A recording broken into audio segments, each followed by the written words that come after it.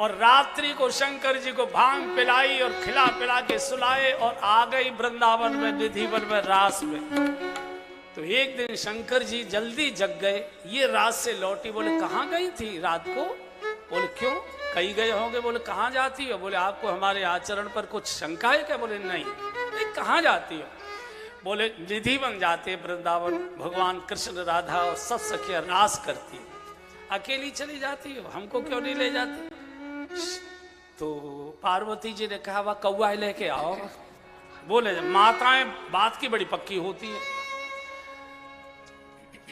गांठ जो है माताओं की, बात की गांठ, ओहो, बुढ़ापे तक भी नहीं भूलती है। अरे देवी कोई बात नहीं, पुरुष तो ऐसे ही होते हैं बागट पर, हमको भी ले चलो। बोले वहां पुरुष का प्रवेश नहीं है, केवल गोपियां, तो हमको गोपी बना दो। हाँ, गोपा का गोपी बनाए तुमको, कैसे बनाएंगे? बोले कुछ भी करो। रोने लगे। अब पार्वती कैसे बनाए? अब जटाएं हैं, कंघा नहीं चल पा रहा है, युगों की जटाएं। तो बोले ऐसा करो, जूड़ा बना दो। तो पफ कहां से लाएंगे? वो एक ईंट सी होती है ना, वो जो पहले चला था ना, टीला सा, ये हमने अपनी आंखों से देखा है। तब हम शायद 9वीं में, 8वीं 9वीं में पढ़ते थे। उस समय जो जूड़ा बनता था तो इसमें लगाने के लिए बीच में टमाटर लगा देती थी बहन, टमाटर ऐसे पूरा। और हमने अपनी आंखों से देखा, एक रिश्तेदारी की शादी में हम गए, छोटे बालक ही थे, तो वो आती हैं, बहु पैर छूती है बुजुर्गों की, माताओं की, और वो सिर पर हाथ रहे, सुहागिन बनी रहे, बेटा हो, खानी अघानी रहे, ऐसा वैसा। तो एक बूढ़ी दादी ने इतनी जोर से हाथ मारा, सुहागिन रहे, टमाटर फूट गया उसका। तो अब क्या करें? तो एक पत्थर घिसा गया और उसको लगाया, क्लिप लगा के, चलो ये तो हो गया। अब सालों साल की युगों की चिलम पीते पीते होठ काले, गोरा शरीर, शंकर जी गोरे हैं, कर्पूर गौरम, और होठ काले तो बड़े भद्दे लगे। अब काले कैसे करे? तो लिपस्टिक लगाई गई, सूट ही ना करे। फिर चॉकलेट कलर की जन कहां से मिली, फिर वो लिपस्टिक लगाई गई ऐसे।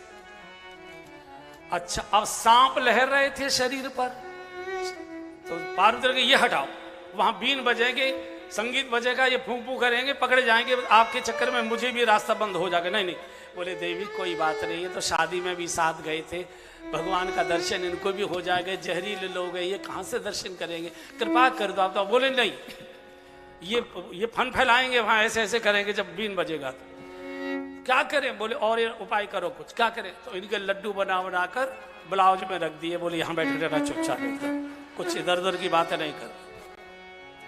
अब झुंझुनू से लहंगा बड़ा 80 गज का, चुनरी मुनरी सब मंगा दी, क्लिप सब लगा दी। अब हाई हील के सैंडल कहाँ मिले? हाई हील के सैंडल तो आगरा के जूते वाले खोजे गए, तो कोई हाई हील का बनाओ, तो जैसे तैसे मिला। पार्वती जी ने कहा कि वहां जैसे और करें वैसे ही करना, कि ज्यादा धूम धड़ाका किया तो पकड़े जाओगे, मेरा भी रास्ता बंद होगा। वहां से चली तो निधिवन के पास गोपेश्वर महादेव का दर्शन आपने किया होगा। उसी जगह पर पीछे पीछे चमचम करती शंकर जी आ रही थी, गोपी आगे आगे पार्वती जी। तो यहाँ आकर निधिवन के पास पीछे मुड़कर देखा कैसे, तो तेज चाल, गर्मी के दिन थे, पसीना से सारा मेकअप पुछ गया उनका पूरा। देखा ये क्या मेकअप बिगाड़ दिया तुमने? बोले क्या करूं, पसीना इतना आया। तो माताएं हमारी बड़ी समझदार होती हैं, कथा में भी आएंगी। तो पर्स में आरती के लिए रुपया हो ना हो, लेकिन लिपस्टिक और पाउडर वगैरह थोड़ा रहता है। और वो ये हमने दिल्ली की कथा में देखा है, बहन लोग नाचने के बाद फिर पर्स खोलती है। यहाँ तो नहीं दिखाई दिया, लेकिन दिल्ली पंजाबी भाग में हमने अपनी आंखों से देखा। फिर मेकअप किया, निधिवन में प्रवेश हो गया, सब गोपियों का आगमन, देवता आकाश मार्ग में, विद्याधर गद्धर्व अपने अपने वाद्य यंत्र लेकर। और कहा पार्वती जी ने कुछ करना नहीं, बस जैसे और करे ऐसे ही भटक लेना, कहीं धूम धड़ाका करो। और जैसे ही राधा जी के साथ, श्री जी के साथ निधिवन में भगवान श्याम सुंदर का प्रवेश हुआ, रास प्रारंभ हुआ। ताता थे ताता थे ताता थे। अब इनको नाच का तो अभ्यास कर दो, धम धमा धम धम ऐसे करने लगे। ताल बिगड़ गया, सबकी ताल बिगड़ गई, रास रुक गया। तो भगवान ने कहा श्री जी लगता है कोई नई गोपी आई है सीखकर, जिसने ताल वगैरह बिगाड़ दी। कौन है? दूर देखा था घूंघट काढ़े वहां खड़े थे शंकर जी जैसे। वो लगता है वो आई है आज नई है एकदम। कहां से आई थी? जयप्रकाश की नहीं थी। तो देखो श्री जी बोले आप ही जाइए, और जैसे ही भगवान चले तो पार्वती जी ने कहा बोल तो सकते, घूंघट थोड़ा खींचो। अब घूंघट खींचा तो जो यहाँ चिमटी क्लिप लगी थी वो पर्र से हो गई, तो वो जो चुनरी थी फट गई और टीला ऊपर निकल आया।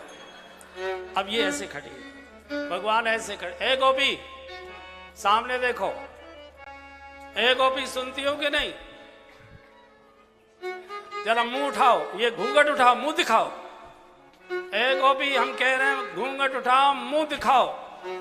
और जब दूसरी बार डांट का कहा, पार्वती जी घबरा गए। तीसरी बार की डांट में खोले ही देंगे, तो और घूंघट खींच लिया। बोले घूंघट नहीं दिखाऊंगी। क्यों?